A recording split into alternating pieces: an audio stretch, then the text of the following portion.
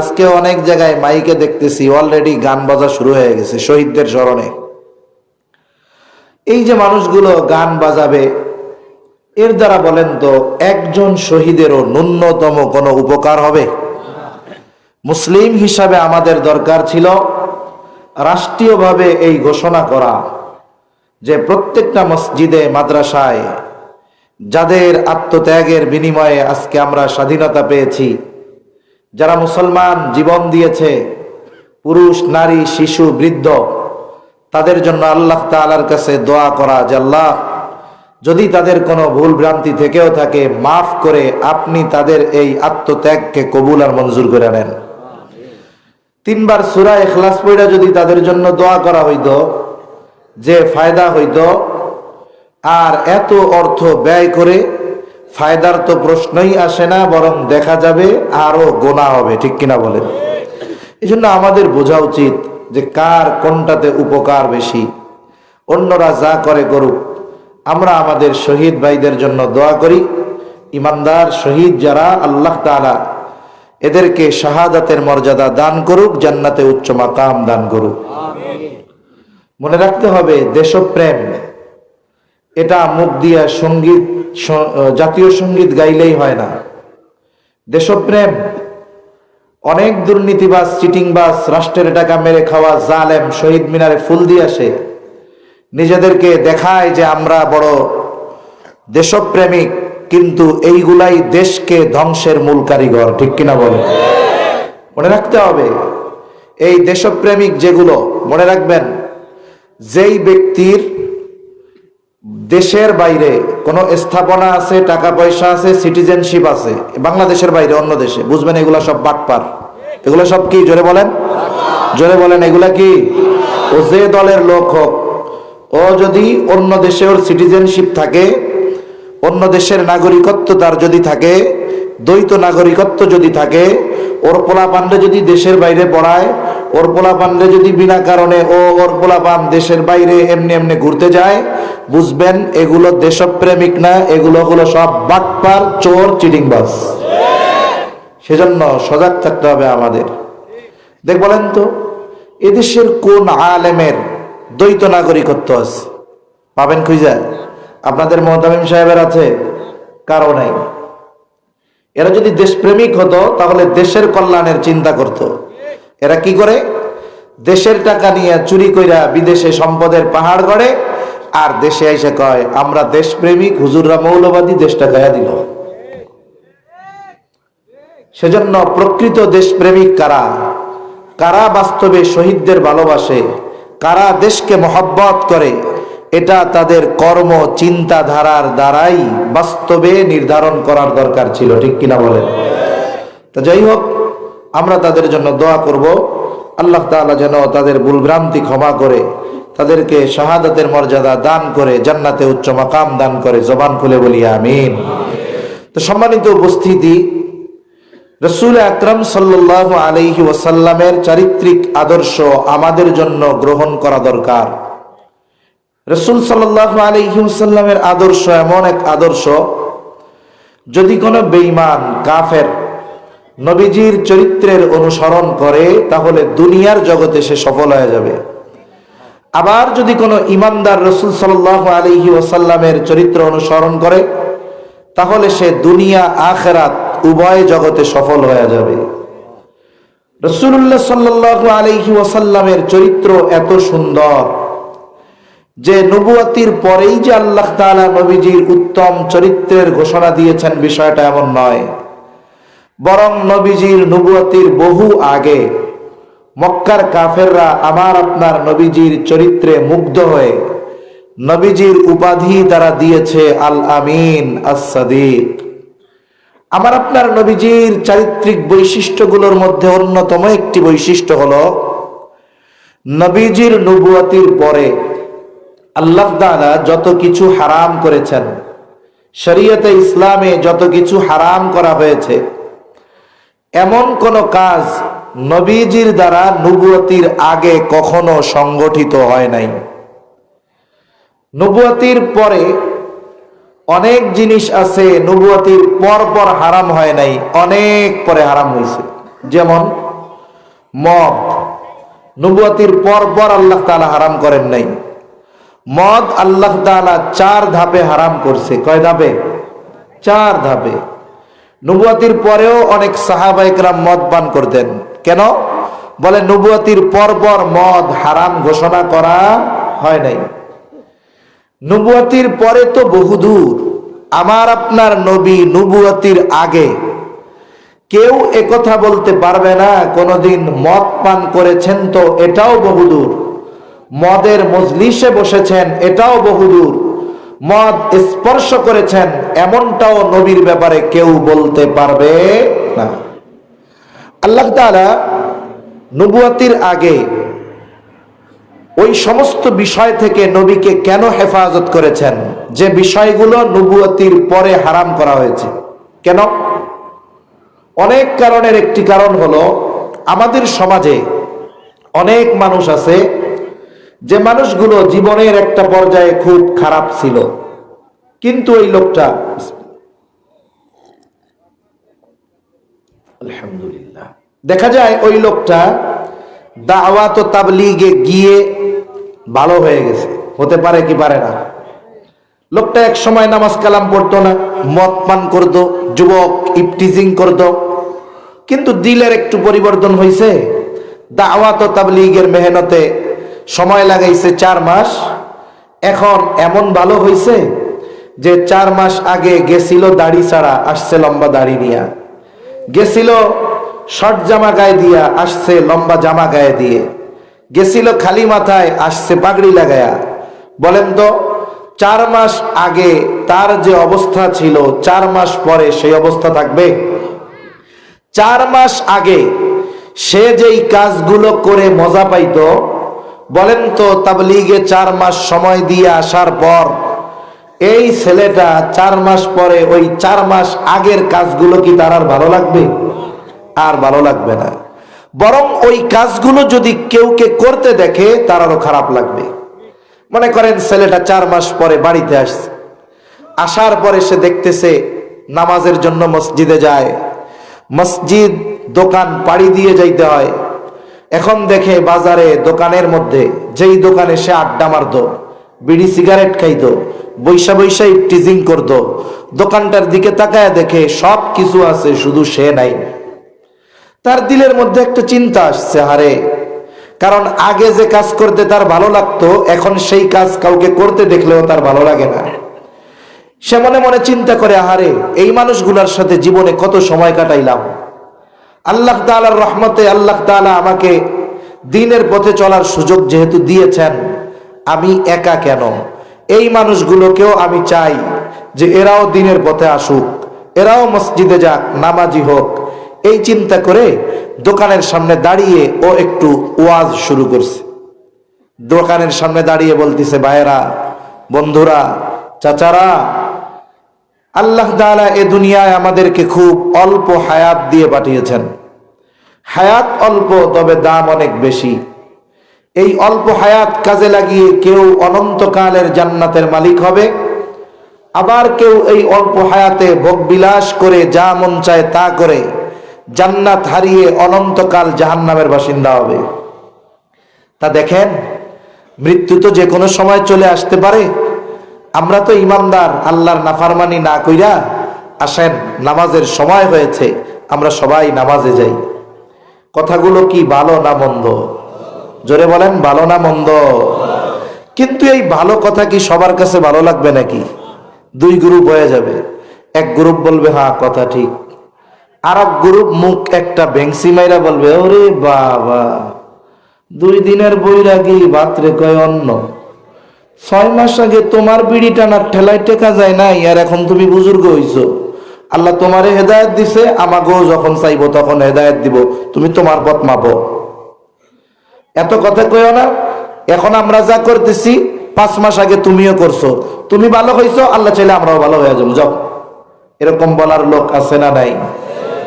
আরে আল্লাহ তাআলা চান না যে আমার আপনার নবী দাওয়াত দিবে যে এই মদ হারাম, আর কেউ নবীর উপরে এই কথা বলবে, মুহাম্মদ তুমিও তো কয়দিন আগে মদ পান করছিলা।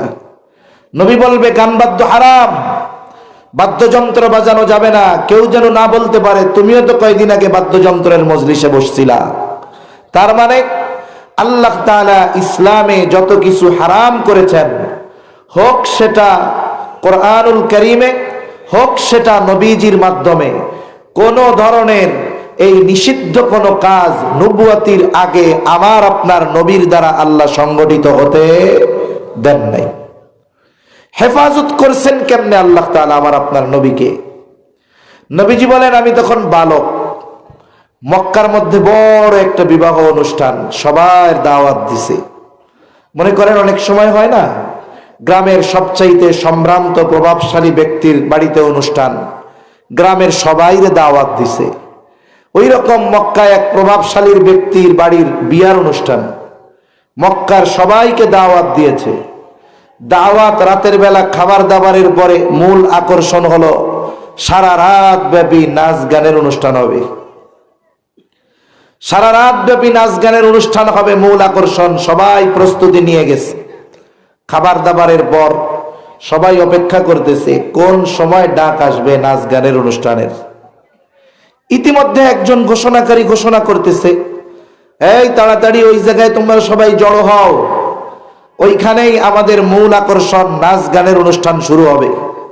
ঘোষণা দিতে দেরি, দৌড়িয়ে লোকজন হুড়মুড় করে কে কার আগে গিয়ে বসতে পারে এই চিন্তা করতেছে, কারণ আগে বসলেই তো ভালো মতো দেখা যাবে, শোনা যাবে, ঠিক কিনা বলেন? অনেক জায়গায় মাহফিল গুলোতেও এরকম হয়। আপনারা তো আলহামদুলিল্লাহ ভালো, সব মোটামুটি মিশা মিশা বইছেন। কত জায়গায় দেখা যায় 15 বার বললেও সামনের ফাঁকা জায়গা পূরণ করে বসে না, আছে না এরকম? এরকম আছে না, যে বলে যে আসেন সামনের ফাঁকা জায়গা পূরণ করে বসেন, সবাই শুনে, দুই একজন ছাড়া কেউ জায়গার থেকে নড়ে না, আছে না এরকম? কন্যা আছে। তা আমি মাঝে মধ্যে চিন্তা করি যে হুজুররা ওয়াজ করতেছে, করবে, আমরাও কিছু কথা বলবো, যেই মানুষগুলারে 15 বার কইয়া 3 হাত পেছন থেকে 3 হাত সামনে আনা যায় না, এই হুজুর এই লোকগুলারে ওয়াজ কইরা কি সুদ ছাড়ানো যাবে, ঘুষ ছাড়ানো যাবে, বেপরদাগিরি ছাড়ানো যাবে? যেই হুজুর 15 বার কইলো যে একটু পিছনের তে সামনে আসেন, এই হুজুরের কথায় 3 হাত সামনে আসে না, আর সে সুদ ছেড়া দিব, ঘুষ ছেড়া দিব? এটা আমি মাঝে মধ্যে চিন্তা করি আর কি। সেই চিন্তাটা আপনাদের সাথে একটু শেয়ার করলাম। তো সবাই দৌড় শুরু করছে, কে কার আগে গিয়ে বসবে আর কাছের থেকে নাচ গান উপভোগ করবে। নবীজির সাথে যারা ছিল, নবীজি তো বালক, ছোট মানুষ তখনও, ওরা বলতেছে মুহাম্মদ তাড়াতাড়ি চলো, তাড়াতাড়ি চলো, আগে না গেলে দেখতে পারবো না, শুনতে পারবো না। নবীজি বলে, ওরা তো আমারে ডাকতেছে, কিন্তু আমার গোটা দেহ ঘুমে অবশ হয়ে আসতেছে, 2 চোখ জুড়ে ঘুম চলে আসতেছে। তা আমার এই অবস্থা দেখে ওরা আমাকে রেখে ওরা চলে গেছে, ওরা নাচ গান শুনতে চলে গেছে অনুষ্ঠানে। নবীজি বলেন, আমার 2 চোখ জুড়ে ঘুম, আমি প্রচন্ড ক্লান্ত, আমি গিয়ে বাড়ির এক পাশে ঘুমায় পড়লাম, শুয়ে পড়লাম। প্রচন্ড ঘুম, আমার কোনো খবর নাই। সারা রাত পার হয়ে গেছে, সূর্য উঠে গেছে, তখন পর্যন্ত আমার ঘুম ভাঙে নাই। যখন সূর্যের আলো আমার চোখের উপরে পড়েছে, আমার ঘুমটা ভেঙে গেল। আমি ঘুম থেকে উঠে দেখি কোথাও কেউ নাই। সাথে সাথে সারা রাত এই বাড়িতে কি হয়েছে তার কোনো আওয়াজ পর্যন্ত আমার কানে প্রবেশ করে নাই। হয়তো নবীজি যদি ওই গানের অনুষ্ঠানে থাকতেন, যখন নবীজি বলতেন এই ধরনের বাদ্যযন্ত্র বাজানো হারাম, হয়তো তখন কাফেররা বলতো, মুহাম্মদ তুমিও তো এক সময় এমনটা শুনেছো। এই কথা বলার সুযোগ পর্যন্ত কাফেরদেরকে আল্লাহ তাআলা দেন নাই। এই জন্য এটা ভাবার সুযোগ নাই যে নবী উত্তম চরিত্রের অধিকারী নবুয়তির পরে হয়েছেন, বরং আমার আপনার নবীর চরিত্র নবুয়তির আগেও যেমন পরেও তেমন। তবে তফাৎটা কি, একটা উদাহরণ দিলে বুঝতে সহজ হবে। মনে করেন আপনি সৌদি আরব থেকে একটা স্বর্ণের বার আনছেন। বার চিনেন? স্বর্ণের চিনেননি? জোরে মুখ দিয়ে কন, চিনেন? আমরা না চিন্তা থাকতে পারি আমাদের দেশে স্বর্ণের খনি নাই ঠিক, কিন্তু শাহজালাল বিমানবন্দর আছে। একেবারে পেটের মধ্যে খাইয়া স্বর্ণ নিয়ে আসে, পায়খানা করাইয়া বাইর করাইতে হয়। আপনি একটা স্বর্ণের বার এনেছেন, 10 বছর আগে ওই স্বর্ণের বারটা এনে ঘরের মধ্যে রেখে দিলেন। এই 10 বছর ঘরের মধ্যে পড়ে থাকার কারণে 10 বছর পর ওটা যখন বের করবেন আগের মতো উজ্জ্বলতা থাকবে না। ওইটাকে মনে হবে তামা, পিতল, কাঁসার মতো মনে হবে, কারণ উজ্জ্বলতা হারিয়ে গেছে। বলেন তো, স্বর্ণের উজ্জ্বলতা চলে যাক, কিন্তু তার দাম কি কমে যাবে নাকি? কিছু জিনিস আছে তার দাম কখনো কমে না। এই জন্য অ্যাসেট বলা হয়, মূল সম্পদ হলো স্বর্ণ। আজ থেকে 1000 টাকার মান 6 মাস আগে যা ছিল, 6 বছর আগে যা ছিল, ওই পরিমাণ স্বর্ণ যদি 1000 টাকার 6 মাস আগে কিনে রাখা হইতো, ঠিকই স্বর্ণের দাম ঠিক থাকতো, কিন্তু 1000 টাকার মান সময় গেছে আর কমে গেছে, ঠিক কিনা গো? এই জন্য টাকা কাগজের মান কমে, স্বর্ণের মান দাম কমে না। কারণ আন্তর্জাতিক বাজারে মুদ্রার মান নির্ভর করে স্বর্ণের দামের উপরে। এখন এই স্বর্ণ যদিও উজ্জ্বলতা হারিয়ে ফেলেছে, কিন্তু তার দাম কমে যায় নাই।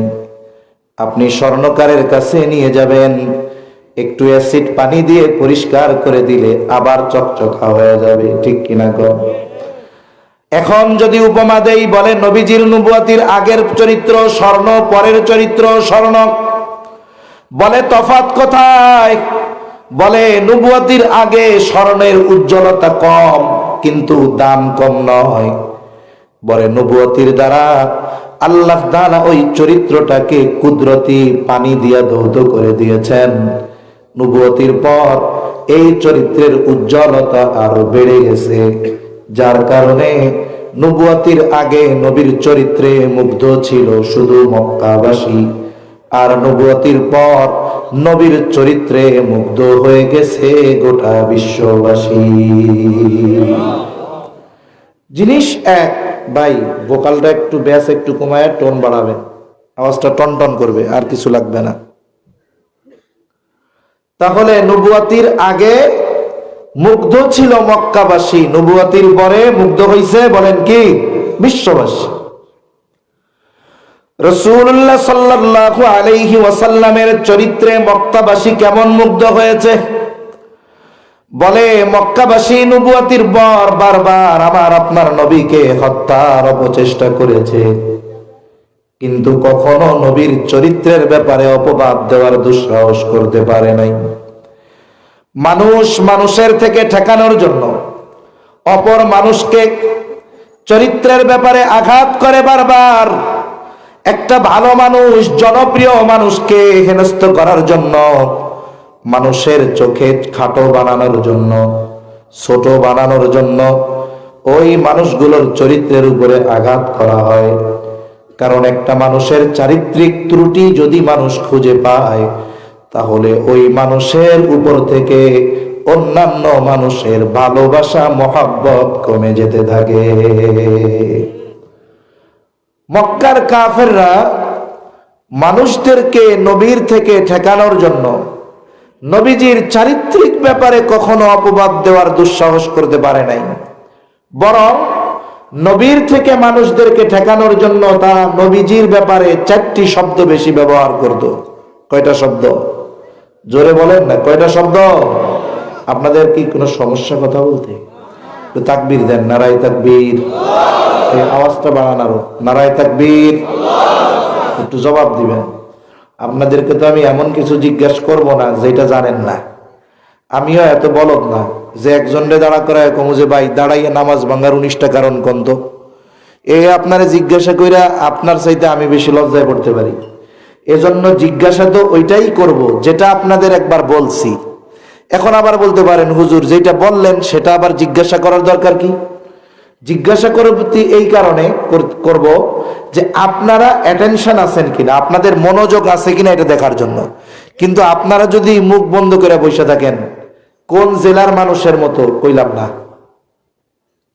বাংলাদেশে অনেক জেলা আছে, যেসব জায়গায় ওয়াজ করতে গেলে মানুষজন অনেক, কিন্তু মনে হবে গোরস্থানে ওয়াজ করতেছি, কথাই কইতে চায় না, এইরকম বইয়া থাকে। তা আপনারা তো এক জায়গার লোক হবেন না, বিভিন্ন জায়গার লোক, ঠিক না? এজন্য সব ধরনের গুণে গুণান্বিত থাকবেন আপনারা, কিন্তু আপনাকে ভাবে মনে হইতেছে আপনারা বেশিরভাগ এই জেলার লোক। তাহলে এটা তো কওয়া যাবো না, এই যে ক্যামেরা চলতেছে না, এটা কওয়া যাইব? এইগুলো না থাকলে আমি কইতাম।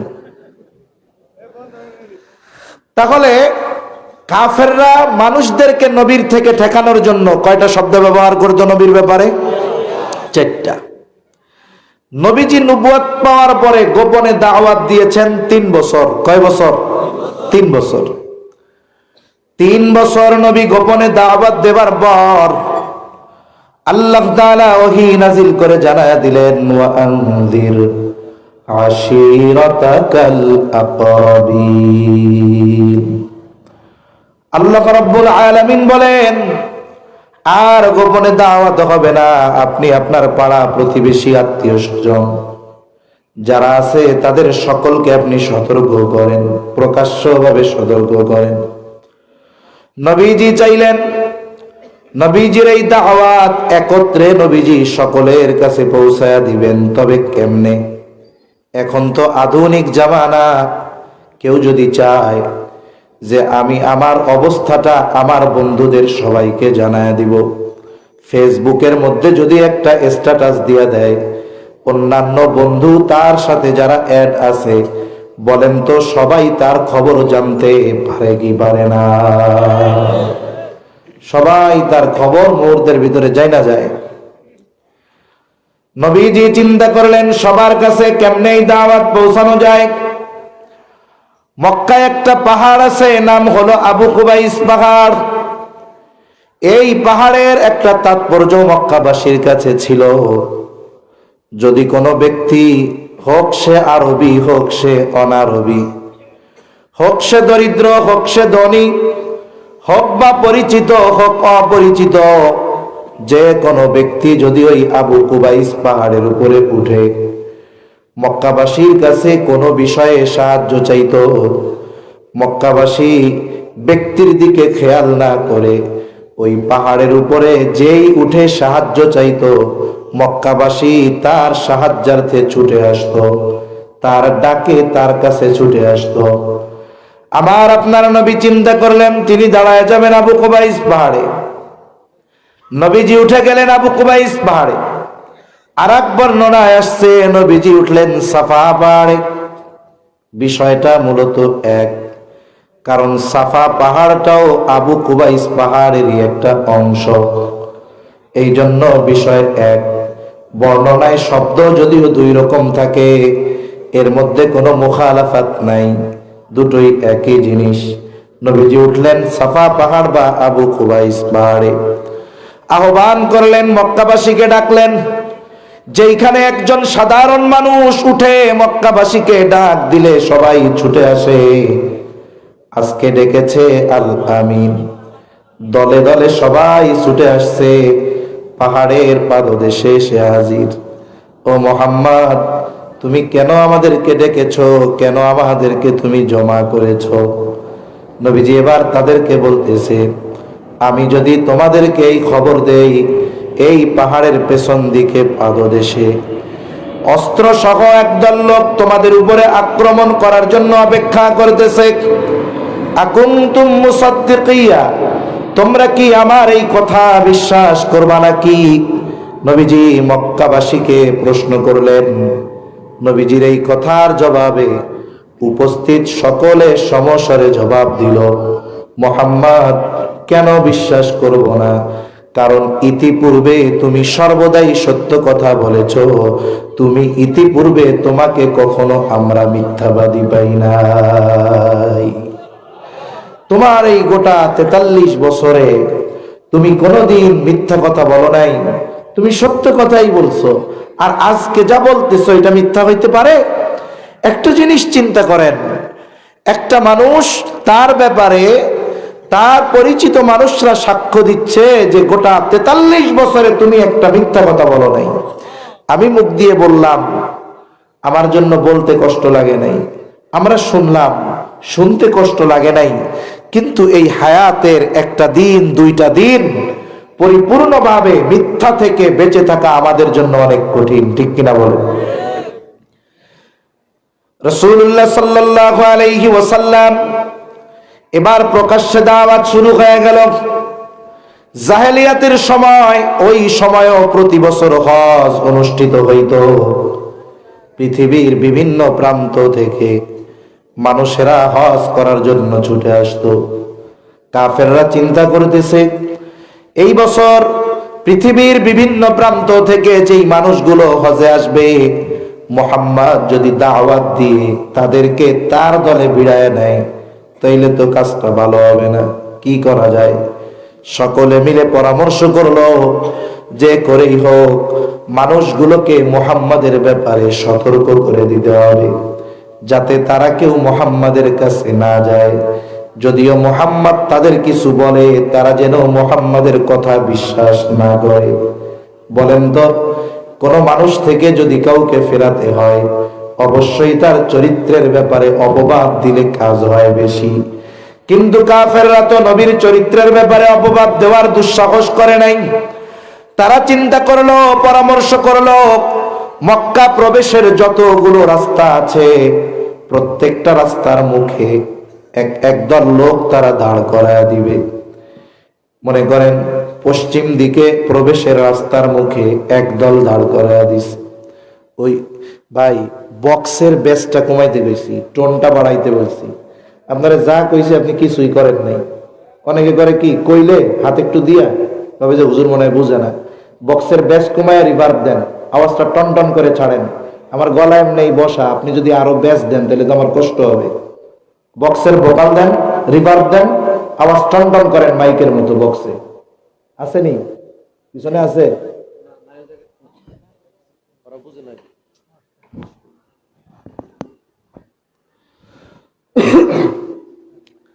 তাহলে মক্কা প্রবেশের পশ্চিম দিকের রাস্তার মুখ, এদিকে খেয়াল করেন। ওইখানে একদলকে দাঁড় করায় দিছে। ঠিক আছে, এরকম থাক, ইকো লাগবে না বেশি, ইকো আলাদা জিনিস, ইকো দরকার নেই। পশ্চিম দিক দিয়ে প্রবেশে রাস্তার মুখে একদলকে দাঁড় করায় দিছে। ওই পথে যেই মানুষগুলাই আসে, তারা উপস্থিত মানুষগুলোকে সতর্ক করে দিয়ে বলে, শোনো, মক্কায় একজন লোক আছে, তার নাম হলো মুহাম্মদ। খবরদার, লোকটা কিন্তু পাগল, তোমরা তার দ্বারের কাছেও যাবা না।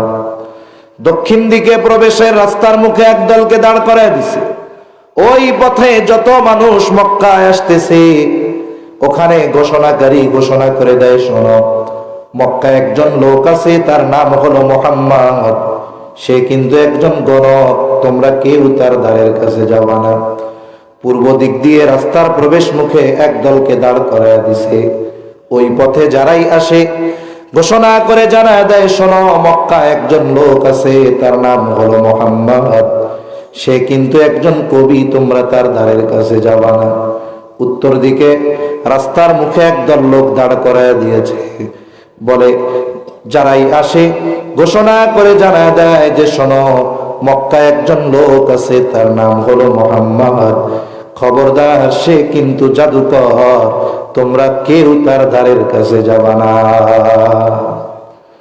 তাহলে মক্কার কাফেররা মানুষদেরকে নবীর থেকে ঠেকানোর জন্য কয়টা শব্দ ব্যবহার করতো, জোরে বলেন? তারা বলতো মুহাম্মদ জাদুকর, তারা বলতো মুহাম্মদ কবি, তারা বলতো মুহাম্মদ গণক, তারা বলতো মুহাম্মদ পাগল। এই কথা বলে মানুষদেরকে নবীর থেকে ঠেকানোর চেষ্টা করত। কিন্তু এই চারটি বিষয় কোন মানুষের চারিত্রিক ত্রুটির কারণ হতে পারে না। এইবার মক্কায় মানুষেরা দলে দলে প্রবেশ করেছে। আল্লাহর সিস্টেম কত সুন্দর! হায়রে, ষড়যন্ত্রকারীরা যতই ষড়যন্ত্র করুক, বলেন তো আল্লাহর কৌশলের সামনে ষড়যন্ত্রকারীদের কোনো ষড়যন্ত্রের অস্তিত্ব থাকে নাকি? এই জন্য আল্লাহ তাআলা বলেন, ওয়া মাকারু ওয়া মাকারাল্লাহ ওয়াল্লাহু খায়রুল মাকিরিন। আল্লাহ তাআলার মতো কৌশলী আর কেউ নাই। একটু চিন্তা করেন, এই কাফেররা এই কৌশল করার আগে মক্কার বাহিরে কোনো মানুষ চিনত না, মুহাম্মদকে নামও জানতো না। আল্লাহ তাআলা বলেন, আমার হাবিবকে, মানুষদেরকে আমার হাবিবের থেকে তোরা দূরে সরায় রাখবি। তোদের পলিসি দিয়েই কাম করমু, কই তেল দিয়েই কই বাজমু, কাটা দিয়েই কাটা তুলমু। কেউ চিনত না মুহাম্মদকে, কিন্তু এই কাফেররাই প্রত্যেকটা মানুষের কর্ণকুহরে একটা শব্দ ঢুকিয়ে দিয়েছে, শব্দটা হলো মুহাম্মদ। সবার কানে এক আওয়াজ, মুহাম্মদ। মক্কায় ঢুকছে, আওয়াজ, তাই মুহাম্মদ কে রে? মানুষের অভ্যাস হলো, বলে আল ইনসানু হারিসুন আলা মা মুনিআ। মানুষকে যা থেকে বারণ করা হয় ওইটার প্রতি মানুষের আকর্ষণ আরো বাড়ে। কাফেররা কইছে কাছে যাইস না। এখন ওরা যতক্ষণ নবীর কাছে না যাইতেছে ততক্ষণ আর ভালো লাগে না। মক্কায় ঢুকে দলে দলে খুঁজে, কোথায় মুহাম্মদ, কোথায় মুহাম্মদ। কেউ যায় জাদু দেখতে, কেউ যায় কবিতা শুনতে, কেউ যায় পাগল দেখতে, কেউ যায় গণক দেখতে। বলেন তো, আমার আপনার নবী পাগল নাকি? আমার আপনার নবী কবি নাকি? আমার আপনার নবী গণক নাকি? আমার আপনার নবী জাদুকর নাকি? নবীজির কাছে এই সমস্ত কিছুই নাই। বলে নবীজির কাছে কি আছে? বলে নবীজির কাছে আছে কোরআনুল কারীম। আর কিছুই নাই নবীর কাছে। নবীর কাছে যে যায়, নবী তারে কোরআন শোনায় দেয়। কি শোনায় দেয়? জোরে কর। কোরআন শোনায় দেয় তাকে। আচ্ছা, এই যে শীতের সময়, বিশেষ করে শীতের সময় পৃথিবীর বিভিন্ন দেশের কারি সাহেবরা আমাদের বাংলাদেশে আসে। বাংলাদেশে এসে আমাদেরকে কোরআনুল কারীমের তিলাওয়াত শোনায়। অনেক কেরাত সম্মেলন হয়, হচ্ছে, আবারও ভবিষ্যতেও হইতে থাকবে। শীতের সময় পৃথিবীর বিভিন্ন প্রান্ত থেকে যখন কারি সাহেবরা আসে, ওই কেরাত মাহফিলগুলোয় কারীদের সুললিত কণ্ঠে তিলাওয়াত শোনার জন্য শুধু আলেম ওলামায়ে কেরাম যায় না, অনেক এমন মানুষও যায় যারা কোরআন শরীফের এক লাইনও পড়তে পারে না। আছে না নাই? কোরআন তিলাওয়াত শুইনা মুগ্ধ হয়, আসে। আইসা আবার মোহতামিম সাহেবের কাছে অভিযোগও দেয়। কি অভিযোগ দেয়? কই, হুজুর গেছিলাম গাজীপুর অমুক জায়গায় কেরাত মাহফিলে কেরাত শুনতে। হুজুর তেলাওয়াত তো যাই করে করে, কিন্তু একটা কারি সাহেবের মুখেও দাড়ি নাই। আছে না এরকম? অনেক দেশের কারি সাহেবরা আছে না, একবারে কিচ্ছু নাই মুখে, শেভ করে। আছে না নাই? এরপরে কি বলে? বলে হুজুর দাড়ি নাই তাতে কি, কোরআন শরীফ যা পড়ে হুজুর, একবারে কলিজাটা মনে হয় টান দিয়ে ছিঁড়া নিয়ে গেল। আইসা কয় কি কয় না? এখানে দুইটা বিষয়। একটা হলো, প্রথম আইসা অভিযোগ দিল যে হুজুর একেবারে দাড়ি নাই। এর দ্বারা কি বোঝা গেল? যে তাদের দাড়ির প্রতি একটা আলাদা মহব্বত আছে, ঠিক না? আমাদের দেশের মানুষ আলহামদুলিল্লাহ নিজের দাড়ি না থাক, কিন্তু হুজুরদের দাড়ি থাকবে না এটা পছন্দ করে না। মনে করেন এক মসজিদের মুসল্লি, ও একেবারে সকাল বিকাল দুইবার শেভ করে, দাড়ি উঠতে দিতে চায় না। এখন ও নামাজ পড়ে 5 ওয়াক্ত, এই দিন ফজরের সময় যায় দেখে মাশাল্লাহ ওর অবস্থা যেরকম, একেবারে ইমামতির মুসল্লায় দাঁড়ায় রয়েছে এরকম আর একজন। কন্দ ও কি ওই ইমামের পিছনে নামাজ পড়বে? এখন যদি জিজ্ঞাসা করে, কিরে ভাই তুমি এখানে দাঁড়ায় আছো কেন? আমি হলাম ইমাম সাহেব। তোমার দাড়ি কই? তোমার দাড়ি কই? বড়া পিটানি দিয়া সাইজ করে মসজিদ থেকে বাইর করে দিব। তার মানে দেখেন, ইমাম সাহেব, হুজুর, কারি সাহেব এরা দাড়িবিহীন হবে। এই দেশের দাড়িবিহীন লোকগুলো এটা পছন্দ করে না, ঠিক কিনা বলেন? এটার দ্বারা কি বোঝা যায়? এটার দ্বারা বোঝা যায় নিজের দাড়ি না থাকলেও সে দাড়িওয়ালাদের মহব্বত করে। হয়তো আল্লাহ এই কারণে এক সময় তারেও দাড়িওয়ালা বানায় দিতে পারে। এখন এই কারি সাহেবের মুখে দাড়ি নাই তাতে কি, কিন্তু তিলাওয়াতে দিল শান্তি হয়ে যায়, ঠিক কিনা কর? একটু চিন্তা করে দেখেন, 1500 বছর পরে একজন কারি যখন তিলাওয়াত করে, আমাদের বাংলাদেশের অনেক কারি আছে কত সুন্দর তিলাওয়াত করে। আমাদের বাংলাদেশে পৃথিবীর অন্যতম কারি আছে আহমদ বিন ইউসুফ আল আজহারি। আবার বাংলাদেশের জনপ্রিয় এক কারি আছে, বলে সাইদুল ইসলাম আসাদ, কত সুন্দর কোরআনুল কারীমের তিলাওয়াত করে। কারি সাহেবরা যখন তিলাওয়াত করে দেখবেন প্রথমে একটু ঠান্ডা ঠান্ডা পড়ে, ঠান্ডা ঠান্ডা পড়ে না, তিলাওয়াতটা আস্তে আস্তে করে না। আমি অসুস্থ, মূলত দুই একদিন একটু কথাবার্তা মোটামুটি বলতে পারতেছি, এজন্য কফ উঠে, একটু পানি পুনি না খাইলে হয় না আর কি, আপনারা কষ্ট নিয়েন না। প্রথমে কারি সাহেবরা কি করে, বলে আস্তে আস্তে ধীরে ধীরে একটু পড়ে না এরকম। মনে করেন একটা সূরার টান দেওয়ার আগে যে অংশটা টান দিব ওই অংশটা আগে ঠান্ডা মুডে শ্রোতাদের শোনায়। কিরকম কয়, ওয়াদ-দুহা ওয়াল-লাইলি ইযা সাজা মা ওয়াদ্দা'আকা রাব্বুকা ওয়া মা ক্বালা, এরকম শোনায় না আস্তে আস্তে। এরপরে আস্তে করে একটু পরে কি করে, শ্বাস টাস নিয়া কানে আঙ্গুল দিয়া এবার জোরে টান শুরু করে। শ্রোতাও কোমরে মনে মনে গামছা বান্ধিতে, কোন সময় টান শেষ হবে আর আমরা লাফ দিয়ে আল্লাহু আকবার বলে উঠবো, ওটা কি ওঠে না?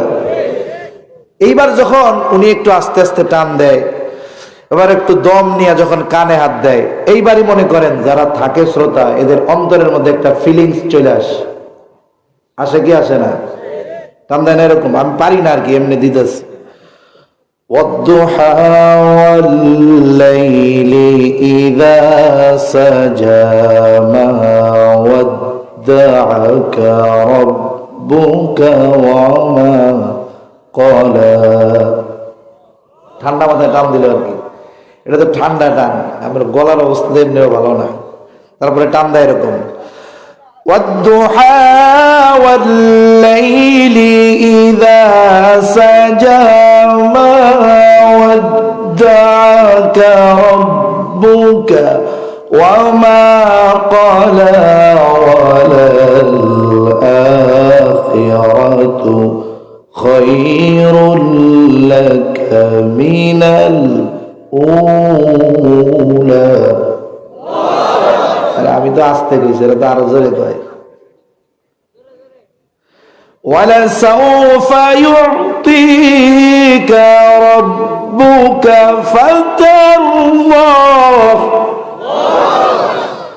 আলাম ইয়াজিদকা ইয়াতীমান ফাআওয়া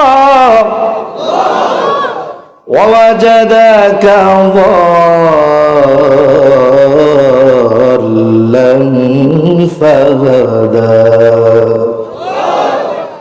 এক সময় আমি কেরাত পড়তাম, ওয়াজে কোনোদিন কেরাত পড়ি নাই, আজকে যতখানি পড়ছি। কিন্তু আমার মনে হয় আমি যদি প্র্যাকটিস করতাম এদেশে প্রথম শ্রেণীর একজন কারি সাহেবদের মধ্যে থাকতাম। তা আমি আবার চিন্তা করি মাঝে মধ্যে, এখন ওয়াজ মাহফিল গুলোর মধ্যে সবাই ঝাল টক মিষ্টি চায়, মানে চিন্তা করি আর কি, চিন্তা করলেই তো সবকিছু বাস্তবায়ন করা যায় না। তা দেখি যে ওয়াজ মাহফিলে যে একটু সঙ্গীত গাইবে, ওয়াজের ধারাবাহিকতা দরকার নাই, আলোচনার ধারাবাহিকতা প্রয়োজন নাই, একটু সঙ্গীত গাবে, একটু তিলাওয়াত করবে, একটু রস মস এইসব দিবে, গল্প বলবে, তা এইগুলা মানুষ খায়। এখন আবার মাঝে মধ্যে ভাবি কি কোন তো ফাস্ট ফুড পাওয়া যায় না, ফাস্ট ফুড চিনেন? কোন তো ফাস্ট ফুড খাইতে কেমন, সেই টেস্ট, উপকার কি গন্ধ, মারা তেজ, খাইতে টেস্ট, মারা কি তেজ। কিন্তু বলেন তো কেউ যদি চিন্তা করে আমি প্রতিদিন হাফ কেজি বা হাফ গ্লাস করলার রস খামো, খাইতে কষ্ট, খাইলে মজা আছে, উপকার আছে। তো চিন্তা করি পাবলিকের মজা লাগলেও উপকার হবে না যদি ভেজাল কুজাল হয় আর কি। আপনার কারি সাহেবরাও বদ্ধ আসা শুরু করবে, দূর এবারে আগে ওয়াজ করতে, এখন সেও দিয়ে কেরাত পড়া শুরু করে দিচ্ছে। তো এইসব চিন্তা করি বাদ দেই।